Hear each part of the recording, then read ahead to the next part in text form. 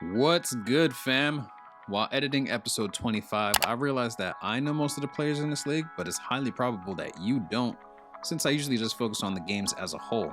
You may know some of the names that I mentioned during a given episode, but that may not be enough for you to get a real feel for the players. So to help address this, today I'm highlighting Alex Lewis on the Orlando Magic, who had a breakout game against the Bulls in Game 2 of the Bulls vs. Magic series in the last episode.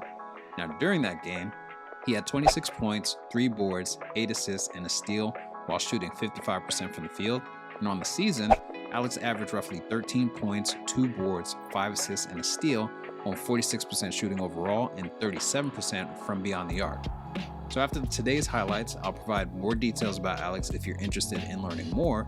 But with that being said, here are some of the key moments from Alex's performance in Game 2 of the Bulls vs. Magic series. Hope you enjoy. Deep in that basketball game, it's not going to go your way very often. The three ball too critical in today's NBA. And against the basket, officials blowing the whistle, so a chance at the line for one more. Orlando shooting their first free throw tonight.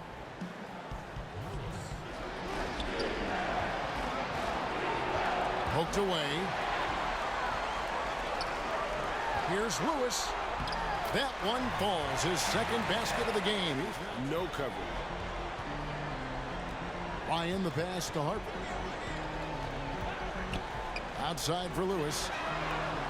Knocks down the three ball.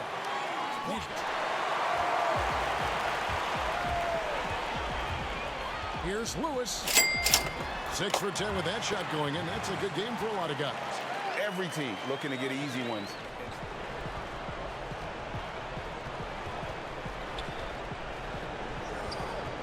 Pass to Larson. Lewis outside. And again, it's the Magic from deep. That's his second bucket from range this quarter after hitting none in the first. Bulls trail by 14. Here's Lewis.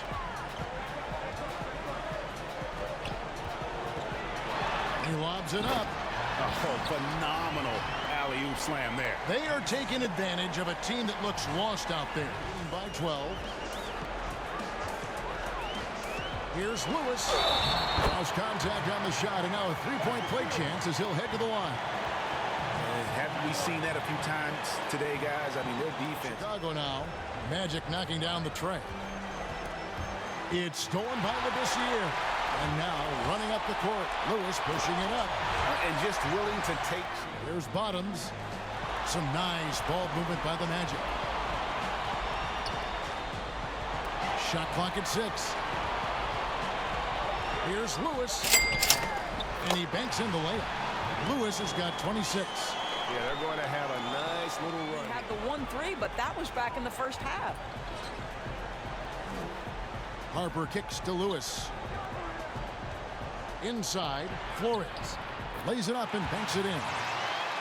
Other guys on his team have got to step forward. Lewis passes to Larson. Lewis left side to the middle, and it's thrown down hard with both hands. If you made it this far in the video, fam, you a real one. For the next couple of minutes, I'd like to take a deeper dive into Alex Lewis's stats and his profile so that you have a baseline to compare him to when we look at other players at the same position or when we want to compare Alex to himself in future seasons. As you can see on the screen, Alex came into the league at the age of 21 after a 3-year stint at George Mason. He went undrafted in my previous minor league, so he was assigned to the Magic by a randomizer when I was building out the roster. You can see that he's a 6'3" guard who plays both the 1 and the 2 with 5 badges and has a 75 as an overall. So in case you may have missed episode 2, a 75 could be between a 78 and a 79 in normal 2K terms if the intangible attribute is between 50 and 99. So all of the players in this league have an intangible attribute of 25 so that we have the player's true rating.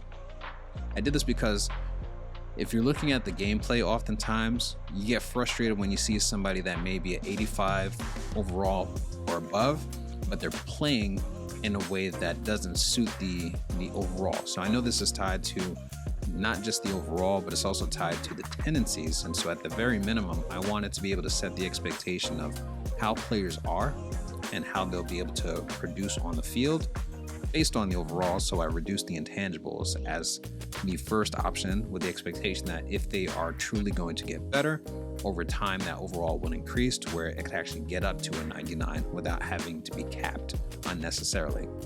So with that being said, the last thing I wanted to mention about Alex's build is that he's considered an inside-out scorer, with his top 3 categories being 3-point scoring, inside scoring, and athleticism.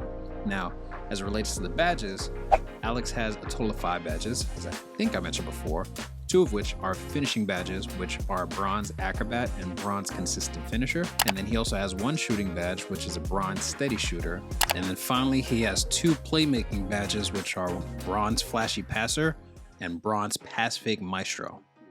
Looking at Alex's shot chart, Alex takes a lot of his shots either at the rim or from beyond the arc. His shots at the rim account for 26% of his total shots attempted, and his shots beyond the arc account for 36%. So this seems to be fairly in line with Alex's description of being an inside-out scorer, plus the 3 related shooting badges. Now, Alex's advanced stats are a bit interesting, especially when you compare his to EJ Flores' stats. So if you recall, during episode 25, I said that EJ Flores would be better at the 1 or the 3 position. Now, EJ does in fact have point guard as his secondary position, but these stats reinforce what I was thinking. It's not that Alex is bad and that he's a terrible player, but he could be better in a lot of ways. So for example, his efficiency rating is 12.1 when the league average is 15, compared to EJ, who has 23.2. But when we look at the assist ratio, Alex is performing really well with the 26.6 stat from a point guard perspective, where he ranks the 11th in the league and 55th overall based on this metric, which is pretty good when you consider the fact that the league has 450 active players, and on top of that, there are 74 active point guards. Now, I will admit that an estimated wins added stat of 1.3 is really low, although it's the 27th highest out of all the point guards in the league. So one might argue that the point guards in this league are a bit mid, but we could save that for another conversation. But ultimately, these stats, plus what I've seen during the gameplay, is why I believe Alex can do a lot better than he already is doing. Looking at Alex's season/career highs in a single game, he had a high of 31 points, 12 shots made, 7 3-pointers made, 12 assists, and 6 steals, which ain't shabby for a rookie. And when compared to the other rookies in the league, Alex is 23rd from a scoring perspective, 10th in assists, and 18th in steals. And then finally, when we compare Alex to the 73 other point guards throughout the league, he is 17th in scoring, 31st in getting boards, 14th in assists, and 17th in steals. And that will do it for this video, fam. Let me know what other stats or information you'd like me to cover as I do more of these spotlights in the future. And as always, until the next episode, fam, keep grinding, keep growing, and keep shining. 1.